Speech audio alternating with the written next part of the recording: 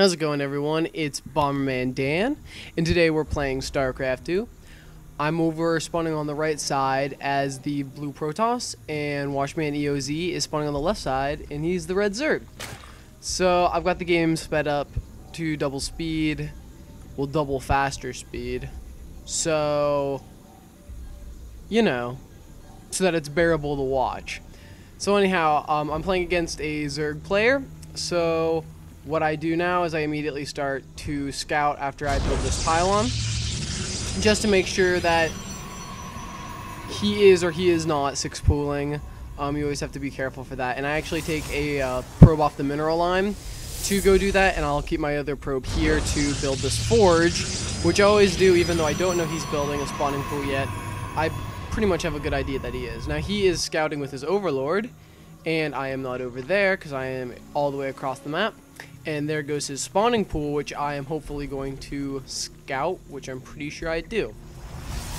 So my forge is done, and now it's time to build the cannon as soon as I have enough money.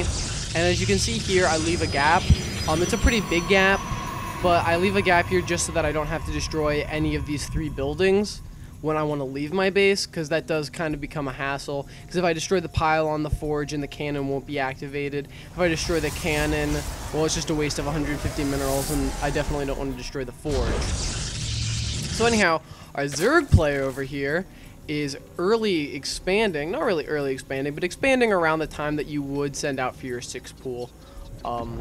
So not that big of a deal. He does throw a spine crawler down for defense because he knows he won't have that many units out. Sadly, I do not spot this expansion right away, so I don't know that that's there. He's got a couple Zerglings out.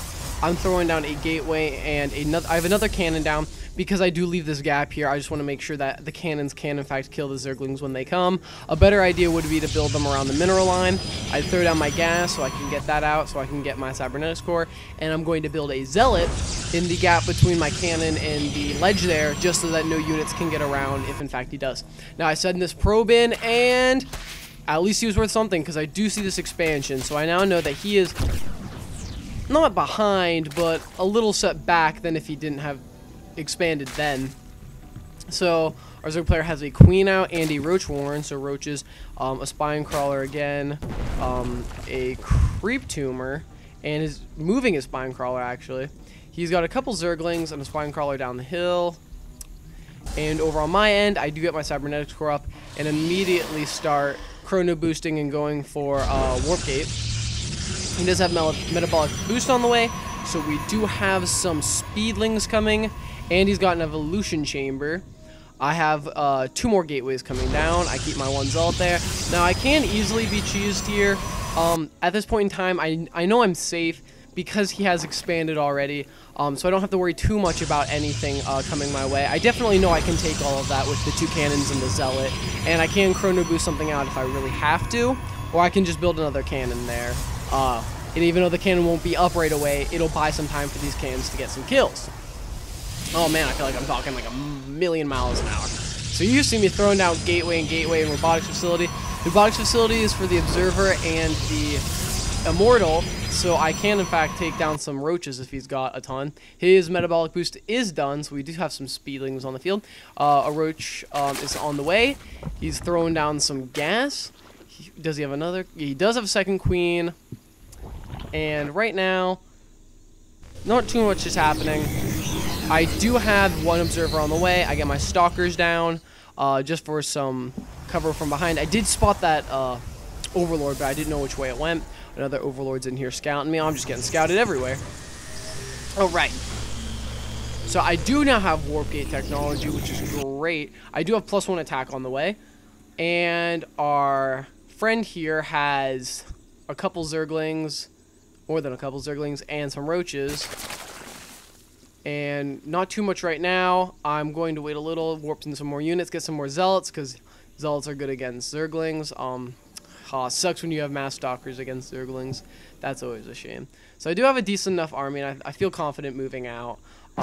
He does have a couple too many Zerglings there. It's good enough to just have 1, but he did lose 3, which is kind of a bit to lose in that situation. My +1's almost done, so I'm pushing out with decent timing. He does have a Spire on the way, so I gotta kind of catch that. I'm moving in and out. I'm not quite sure. Trying to keep up harassing. I do have more Zealots on the way, and what I'm doing now is putting 2 pylons down, and I'm about to expand. Not quite sure if I will yet, though. I do have an Immortal on the way for the Roaches, but the Spire is almost done. Where is that Spire? There he is, right there. So he does make more Roaches, which is kind of good for me, and he has Zerglings, which I did have a decent amount of Zealots for. Along with the Stalkers are decent against that. I'm going to push out as soon as this Immortal's done, just when I have an optimized amount. My macro is decent. I'm using up my supply pretty well. As for a Zerg player, not so much. I'm just waiting till when I have some time that I can move out. That sentry there is solely for the fact that I just wanted to get units out pretty quickly. I could have made a proxy pylon, which I do not do in this. He does have Overlords scouting me fairly well. This Overlord's in a good spot because he can see whenever I go to expand. Here my Zealots are behind, which is not good, but they do come around because he does not have that many Zerglings. He does not use them all. Now my Zealots are in front, and they kind of take the hits that my Stalkers really couldn't. Going for the Spine Crawler. The Spine Crawler goes down. Now he just has Roaches. He's making more Roaches. The Spine Crawlers are going down pretty quickly, and he doesn't have enough to do that. And this is basically it. I do get to his expansion, and he clearly can't do much. He does have 9 Mutalisks on the way, which could become a problem here. But I do have quite a bit of Stalkers left and a lot of Zealots to take the base out. I don't have anything out here. I'm not making anything because I'm kind of fixating on the battle. As you can see, my macros, I'm getting kind of supply block. There's the Mutalisks that I see, and I'm starting to get worried. I will start to probably drop. Yep, there's the Stalkers. The Stalkers come over, and I try to make sure I can get enough out of my Zealots that I can. Try to move them into positions where they can still attack. Though I do have +1 attack, so my Stalkers are doing pretty decent. His melee. His flying attack is almost there. And he does have 3 mutas left, and I think he thinks he has me. But then I do get these 4 Stalkers, and I can push forward. And that is basically the game. I expand here just in case, like, I don't think I can actually win it, so I have a chance for better macro. And I send my units into his base, and that is basically the game. He does get a lot of Roaches here, but they kind of run past me. I kill his queen and basically just take those out, and that's the game. So thanks for watching, everybody. Don't forget to comment, rate, and subscribe, and I'll see you guys all later.